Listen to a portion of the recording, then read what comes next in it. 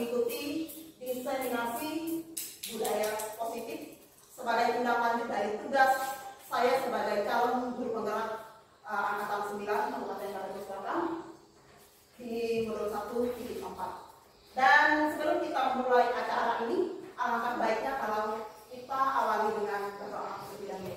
Marilah kita sama-sama berdoa sesuai dengan agama dan kepercayaan kita masing-masing. Berdoa mulai. Berdoa selesai. Masih semangat Bapak Ibu? Semangat. Oke. Saya ingin kita melakukan ice breaking terlebih dahulu. Jadi saya minta Bapak Ibu untuk berdiri semuanya. Silakan Bapak Ibu berdiri. Di sini saya akan membawakan ice breaking, dan ice breaking ini saya dapatkan ketika saya mengikuti pendidikan guru penggerak.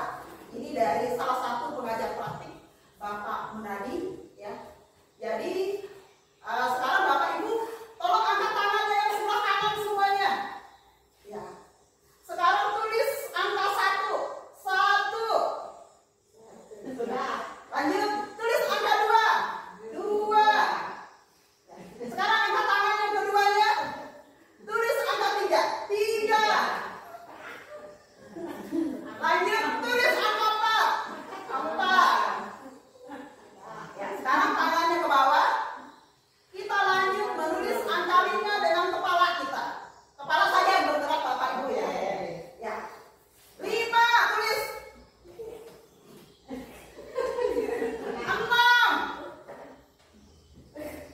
Ya. Sekarang kita lanjut ke angka 7, kita menulis dengan pinggul kita. Tangannya tetap menunduk ke bawah. Tulis 6 dengan pinggul. 6.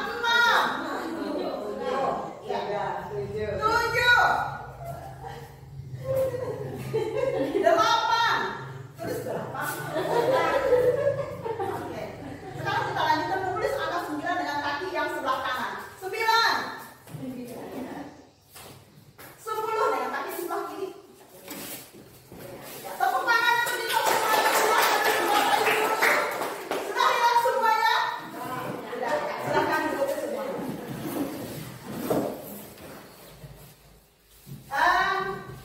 Di sini saya akan langsung menyampaikan tentang materi penyebaran pemahaman dan penerapan pengalaman budaya positif. Nah, kalau kita melihat tentang tulisan yang ada di depan sini, budaya positif, saya ingin tanya Bapak Ibu, apa yang ada di benak Bapak Ibu kira-kira tentang budaya positif? Kebiasaan luar biasa Ibu.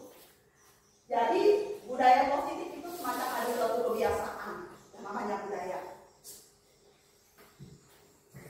Kemudian pengertian budaya positif di sekolah yaitu nilai-nilai kebiasaan-kebiasaan di sekolah yang berpihak pada peserta didik agar mereka dapat berkembang menjadi pribadi yang kritis, penuh hormat dan bertanggung jawab.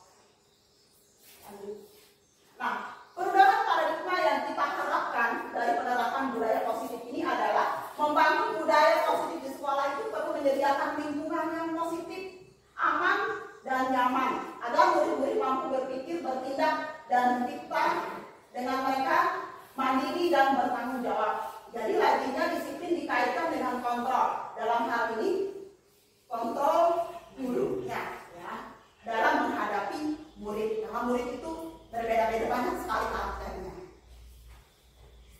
Nah, latar belakang dari penerapan budaya positif ini itu sudah ada di 1.1 kemarin. Itu adalah menurut filosofi Ki Hajar Dewantara. Jadi menurut Ki Hajar Dewantara bahwa sekolah itu adalah sebuah ladang tempat bersemayamnya benih-benih bibit atau bibit-bibit agar bibit bisa berkembang secara maksimal. Maka petani dapat memperbaiki kondisi tanah, memelihara bibit tanaman, memberi pupuk dan air, membasmi ulat-ulat dan jamur-jamur yang mengganggu hidup bibit tanaman dan lain sebagainya. Jadi sekolah menurut Ki Hajar Dewantara itu dianggap sebagai ladang dan siswa sebagai tanaman. Sekarang saya mau tanya, gurunya sebagai apa? Petani. Ya, bagus sekali. Jadi guru sebagai petani, sekolah sebagai ladang, siswa sebagai tanaman. Jadi kita sebagai guru dapat menentukan bibit itu seperti apa. Jadi walaupun bibitnya unggul,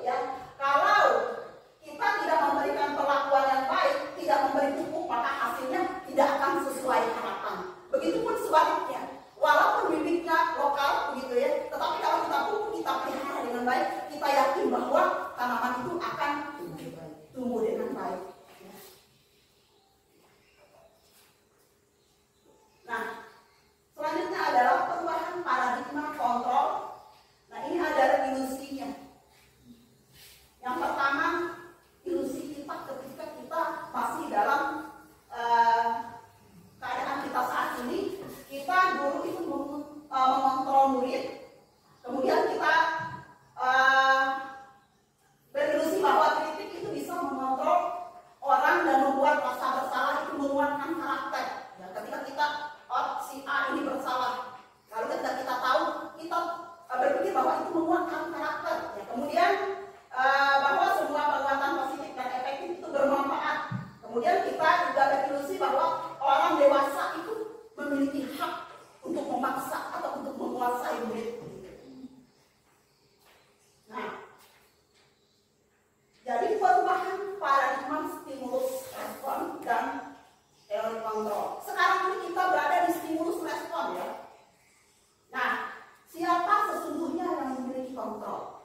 Kalau kita lihat bagian sebelumnya, kita berada di warna yang putih, ya. Kita mencoba mengubah orang agar berpandangan sama dengan kita. Sebenarnya itu tidak demikian. Yang kita bisa kalau dalam teori kontrol, kita berusaha memahami. Kita jangan mengubah orang lain, tetapi kita bagaimana berusaha untuk memahami, ya, pandangan orang lain tentang kita ataupun tentang dunia. Kemudian perilaku buruk dilihat sebagai suatu kesalahan. Ya, ini sering kita lakukan. Anak terlambat, kita sudah menilai si anak ini buruk, ya, terlambat setiap hari ke sekolah. Sebenarnya kita tidak tahu masalah si anak ini apa. Apakah orang tuanya lagi ada masalah? Apakah dia sakit? Apakah motor atau alat transportasinya rusak begitu, sehingga mengakibatkan dia terlambat? Jadi kesalahan itu kalau dalam teori kontrol tidak semua perilaku itu menjadi salah, karena itu ada tujuannya, ada latar belakang sebelumnya, ada masalah yang terjadi di balik mereka melakukan suatu kesalahan. Kemudian kita berpikiran orang lain bisa mengontrol saya. Itu sebenarnya kalau dalam teori kontrol tidak ada orang lain yang bisa mengontrol kita, hanya diri kita sendiri. Kemudian pemaksaan dan seterusnya, ini ada 7 pelanggaran gagal, sudah dijelaskan sebelumnya. Kadang-kadang kalau kita memaksa membujuk anak lalu kita gagal, ya, itu adalah hal yang sering terjadi di partner. Tetapi apa yang menjadi teori kontrol yang diterapkan pada hari ini adalah dengan kolaborasi ataupun menciptakan pilihan-pilihan baru. Misalnya anak yang terlambat ini kita panggil, ada apa masalahnya? Misalnya ada keluarga anak yang sakit atau ada motornya yang macet. Solusinya seperti apa? Oh, ikut si A, si B, dan lain sebagainya. Ini adalah pilihan-pilihan supaya menghindari kesalahan yang sudah terjadi. Kemudian ada di bagian bawah model berpikir menang kalah. Ya, ini sering juga terjadi. Ketika si anak berkelahi satu sama lain, kita panggil anak. Kamu salah, kamu benar. Nah, sebenarnya kita mendongkrak anak yang sudah melakukan suatu kesalahan. Jadi dalam teori kontrol ini, model berpikir itu kita bagaimana sebagai guru supaya anak ini sama-sama tenang. Tidak ada yang disudutkan. Kita mencari dan menggali membuat suatu kesalahan itu karena apa? Ya, contoh seperti kemarin, ada anak yang ditendang karena bermain air. Padahal masalahnya apa? Sudah ditegur berkali-kali, ya, tapi tetap tidak mendengarkan. Jadi tidak bisa kita membuat si anak yang satu kalah dan satu menang. Jadi di sini kita harus menjadikan anak itu sama-sama aman. Lanjut. Nah,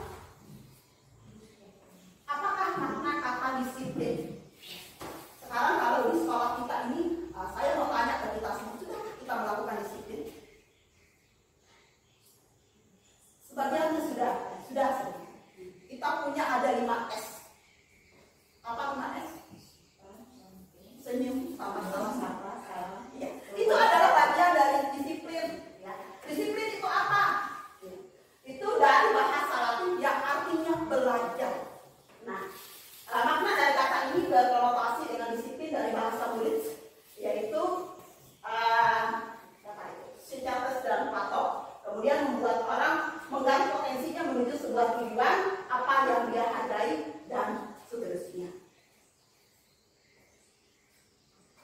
Nah, disiplin ini itu tidak datang dari orang lain sebenarnya. Disiplin itu datang dari diri kita sendiri. Disiplin adalah kemampuan memerintah diri sendiri dalam mengontrol dan menguasai diri untuk memilih tindakan yang mengacu pada nilai yang kita hargai dengan bertanggung jawab tanpa diperintah oleh orang lain. Ada catatan di atas itu saya sudah tuliskan, tidak ada yang bisa mengontrol orang lain, hanya Anda. Berarti hanya diri kita sendiri. Orang tidak akan bisa mengubah kita. Jadi harus kita sendiri. Jadi disiplin ini itu adalah datang dari dalam diri kita sendiri. Lanjutnya, apa yang dimaksud dengan nilai yang kita hargai? Nah, nilai yang kita hargai itu adalah nilai-nilai kebajikan atau sifat-sifat positif manusia yang berpaham juga mulia yang ingin dicapai setiap individu. Jadi nilainya di sini ada dalam profil pelajar Pancasila. Ya, yang pertama beriman bertakwa kepada Tuhan Yang Maha Esa, mandiri, bernalar kritis, berkebinekaan global, gotong royong, dan kreatif. Ini adalah elemen-elemen dari profil pelajar Pancasila. Nah, ini adalah teori motivasi perilaku manusia. Ada motivasi eksternal. Eksternal ini sudah dijelaskan tadi. Itu dari mana? Dari dalam atau dari luar? Dari luar. Ya. Jadi dari luar yang pertama, anak itu bisa melakukan menghindari ketidaknyamanan atau apa yang terjadi apabila tidak melakukannya. Si anak akan melakukan membaca buku. Lalu kita tanya, di sini apa? Dia tahu. Kenapa? Kamu membaca tidak dihukum. Jadi dia terpaksa melakukan karena menghindari ketidaknyamanan dia membaca. Nah, ini pengaruh dari luar. Ya. Siapa yang mempengaruhi? Kita sebagai ibu. Jadi kita menghukum si anak. Tetapi ketika kita tanyakan, anak ini tidak akan tahu apa yang dia baca. Isinya itu adalah eksternal yang dari luar.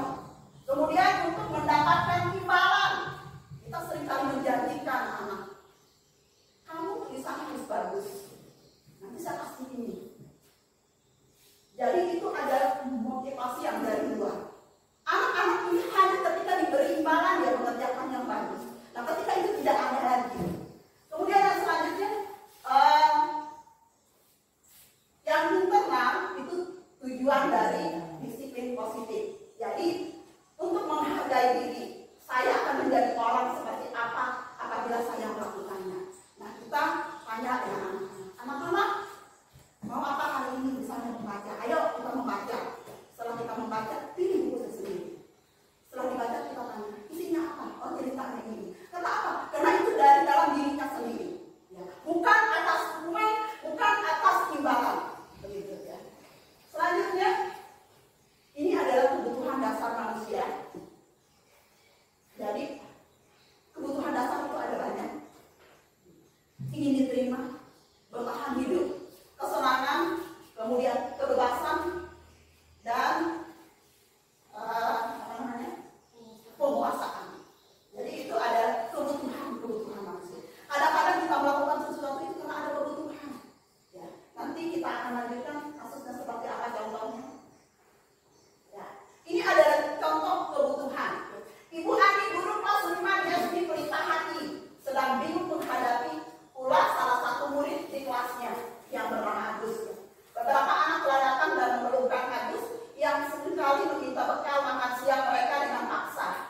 Jika Anda menghadapi situasi seperti Ibu Ani, apa yang akan Anda lakukan?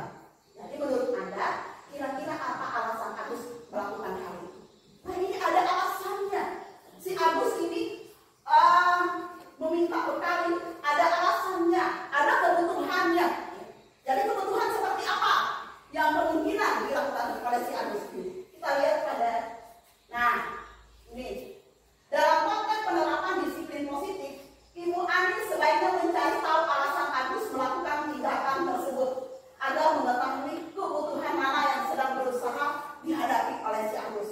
Nah, yang pertama, ketika kita panggil si Agus ini, apabila jawaban Agus karena dia lapar dan orang tuanya tidak membawakan bekal makanan untuk makan siangnya, maka kebutuhannya di situ adalah karena dia ingin bertahan hidup.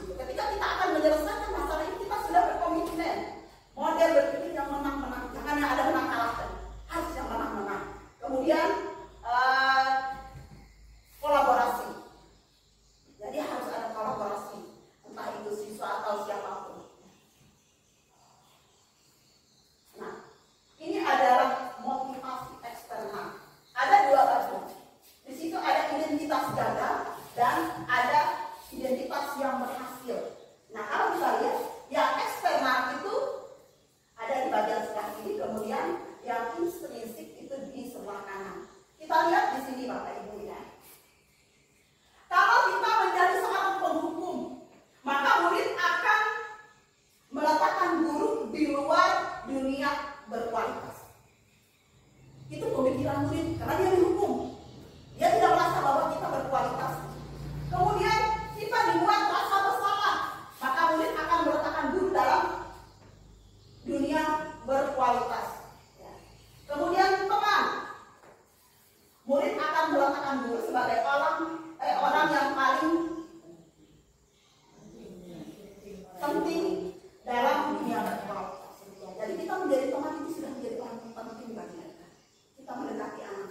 Kemudian murid ini sebagai pemantau meletakkan guru peraturan di dunia berkualitas, dan yang manajer itu murid meletakkan dirinya sebagai individu yang positif di dunia berkualitas. Jadi dari sini kita bisa melihat gambaran. Kalau kita menjadi penghukum itu kita akan seperti apa di mata murid-murid kita. Kalau kita menjadi seorang yang membuat bersalah seperti apa. Jadi tinggal kita memilih. Jadi harapannya kita akan memilih yang sebelah kanan. Selanjutnya, nah ini adalah contoh pertanyaan-pertanyaan.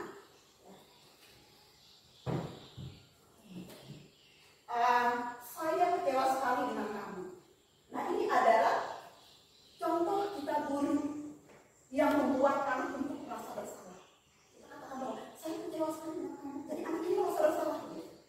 Ini ada contoh pernyataan pertanyaan kita. Kemudian kalau kita menjadi seorang penghukum, maka kita kadang-kadang mengatakan kamu tidak pernah benar dalam melakukannya. Kita sudah menghukum ya.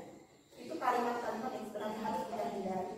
Kemudian teman, ayo melakukan menjadi bapakmu. Berarti kita sudah menjadi teman. Kemudian pemantau, apakah kamu mau mendapatkan stiker bintang hari ini? Ini adalah stiker bintang ini sebenarnya dari LMS.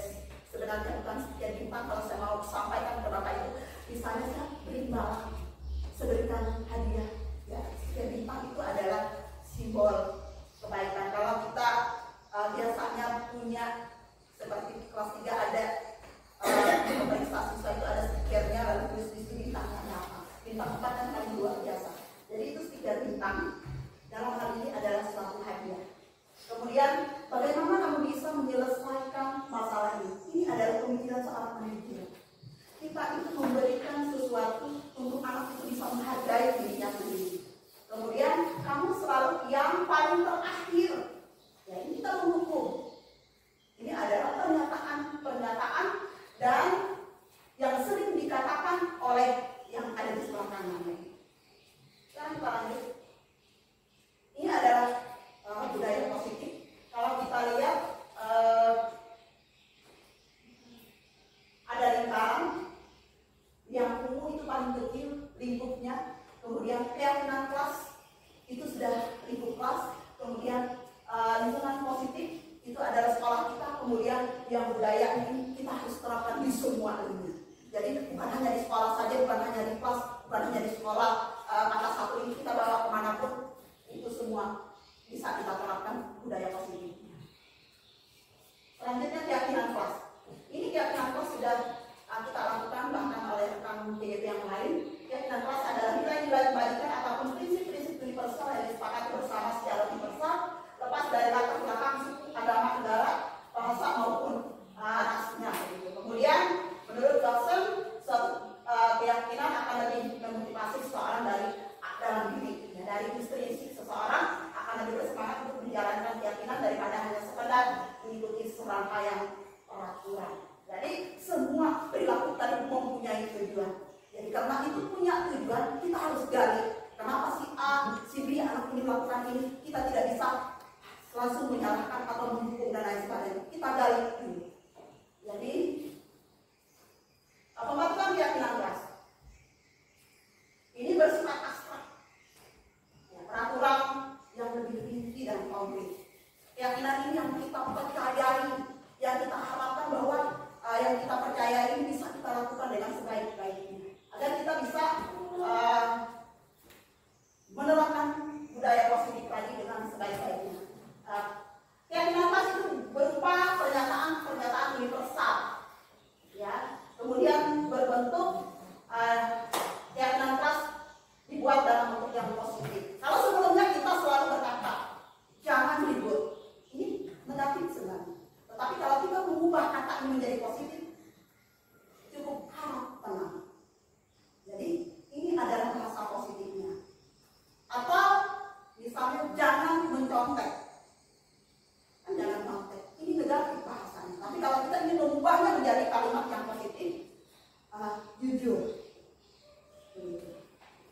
Kemudian jangan terlambat datang ke sekolah.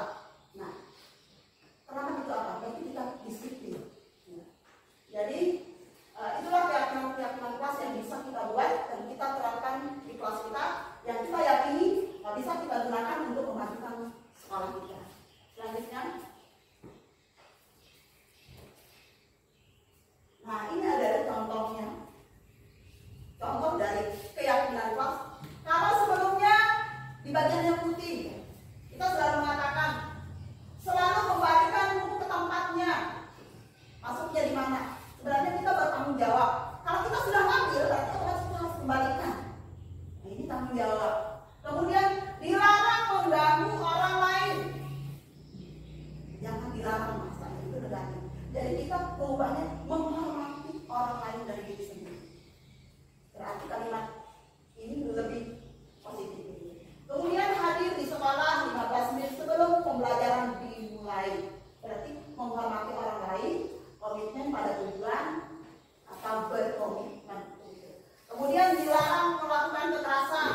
Nah, itu adalah keselamatan, menghormati orang lain. Kemudian dilarang menggunakan narkoba. Berarti itu adalah kesehatan kita yang kita utamakan. Kemudian gunakan masker, itu adalah kesehatan dan keselamatan. Ini adalah contoh cara membuat kesepakatan kelas. Mungkin Ibu Haina dengan Pak Pauji kalau sudah tahu caranya. Jadi kita akan membawa anak-anak suruh mereka menulis, tempel di sana, kemudian baru kita buat posternya.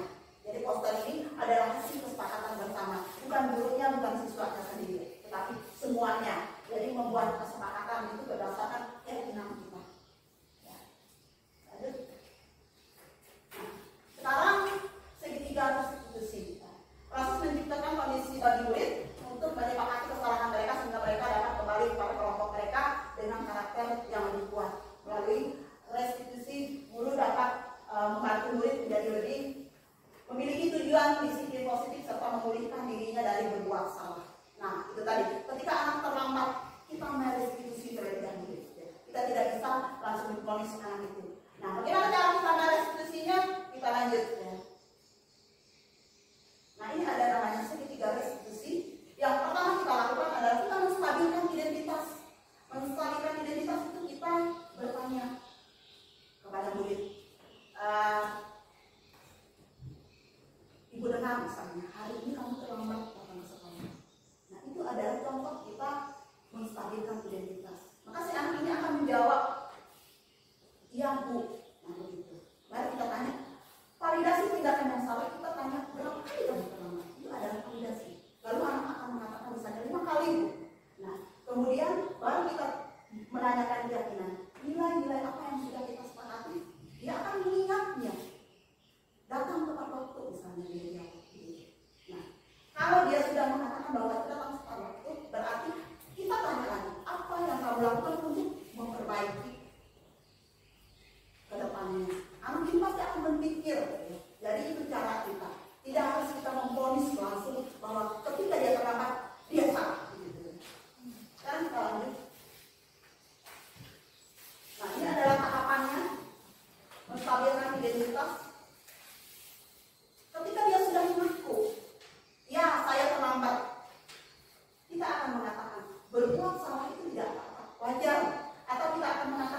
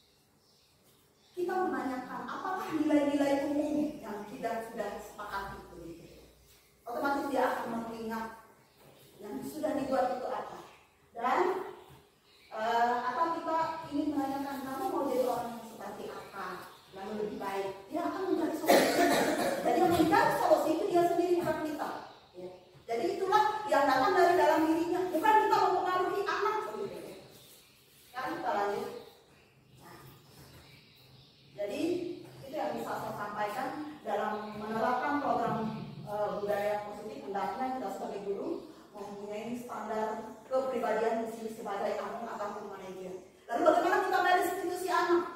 Contoh, anak yang lagi bertengkar nangis, itu tidak seharusnya kita restitusi. Kalau kita merestitusi itu tidak akan masuk. Caranya seperti apa? Kita berikan waktu. Kita turun menjadi seorang pemantau. Cari tahu apa yang terjadi. Nah, kalau sudah jadi pemantau, kita tahu apa yang terjadi. Kita menjadi teman. Tanya.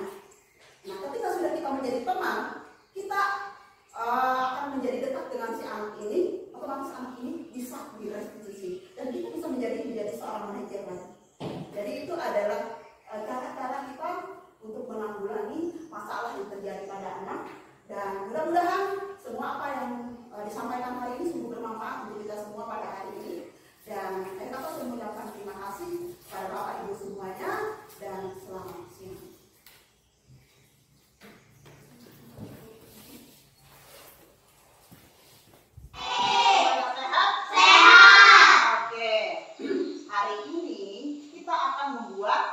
Keyakinan kelas. Ada yang tahu keyakinan kelas itu apa? Tahu. Tahu. Apa, Fatima? Yang jangan ribut. Iya, itu semacam aturan ya. Jadi itu mirip-mirip dengan aturan, dengan tata tertib ya. Dan mengapa keyakinan kelas? Ada yang tahu? Supaya kalau keyakinan kelas itu bukan aturan kelas, kita bisa meyakini bahwa keyakinan itu bisa kita lakukan sesuai dengan harapan kita yang ada dalam diri kita masing-masing. Ya, nah hari ini kita akan menyepakati tentang keyakinan kelas kita, ya. Dan ibu minta kalian menulisnya semuanya di sini masing-masing nanti satu persatu, ya, nulisnya. Jadi ditulis. Contoh. Misalnya ada teman yang nyontek ya. Jadi kalau nyontek itu berarti dia sudah tidak jujur ya. Harapan kalian apa? Mau jujur, mau bertanggung jawab dengan diri sendiri. Nah, silahkan ditulis di sana jujur. Atau saling menyayangi antar teman atau dengan gurunya ya. Jadi tidak ada yang nulis jangan. Gunakan kalimat positif. Karena kalau kalimat negatif, yang jangan itu adalah kalimat negatifnya. Ya. Jadi kita menggunakan kalimat positif. Ya. Datang tepat waktu. Contohnya. Jadi jangan ada nanti yang terlambat atau jangan membuang sampah pada tempatnya. Jadi jagalah kebersihan. Nah, contohnya seperti itu. Ya. Sudah paham semuanya atau pertanyaan? Oke. Sekarang kalian tulis satu-satu. Jangan lupa tulis namanya di sini, ya. Nah, kalau ada pendapat ataupun keyakinan kelasnya yang kalian inginkan dari satu, nggak apa-apa. Nggak apa-apa lebih ya. Nah, sekarang ibu bagikan. Silakan tulis dulu. Nah. Silakan ditulis. Nanti kalau sudah selesai tulis ya, tempel di depan sudah ada keyakinan kelasnya, tulis dulu. Jadi kalau saat nanti supaya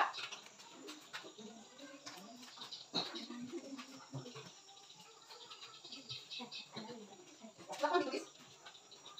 Nanti kalau sudah selesai tulis tempel di sini, silakan tempel di sini. Tulis lebih dari satu tidak apa.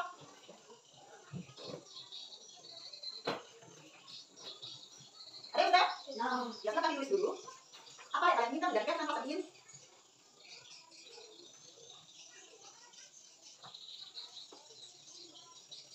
Kalau sudah silakan tempel di depan sini.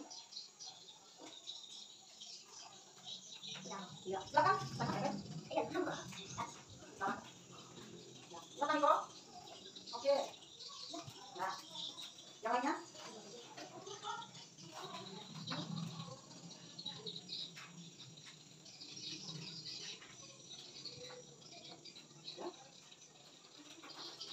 Silakan tempel di.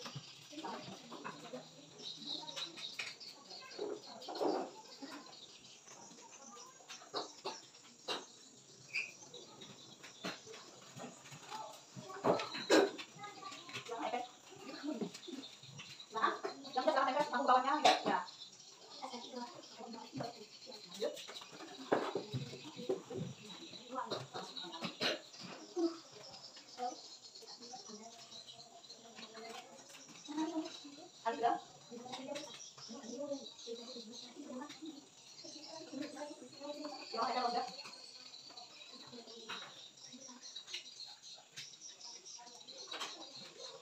Kan, mau ada di yang tangkapnya.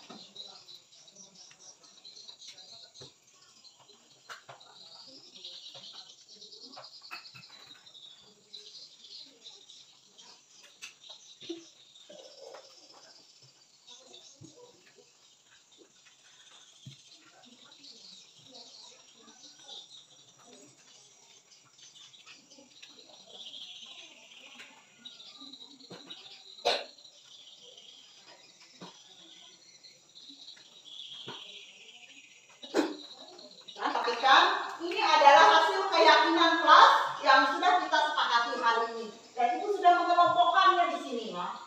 Yang ini sama, ini juga sama. Jadi yang pertama itu yang kita sepakati adalah hadir tepat waktu ya. Jadi di sini ada hadir tepat waktu ya. Jadi keyakinan ini harus kita upayakan untuk menciptakan budaya positif yang ada di sekolah kita ini ya. Kemudian selanjutnya ini menjaga kebersihan kelas, menjaga kebersihan dan halaman kelas kita. Jadi di sini ada sama sudah Ibu kelompokkan di sini. Nah, kemudian yang selanjutnya berpakaian rapi. Ini, jadi kita sepakat juga kita harus berpakaian yang rapi datang ke sekolah ya. Kemudian aktif dalam proses pembelajaran. Setuju nggak Kak Tina? Setuju. Oke, berarti kita aktif dalam proses pembelajaran ya. Kemudian meminta tolong dan terima kasih. Ya. Itu juga keyakinan kelas kita. Jadi ketika ada teman yang minta tolong berarti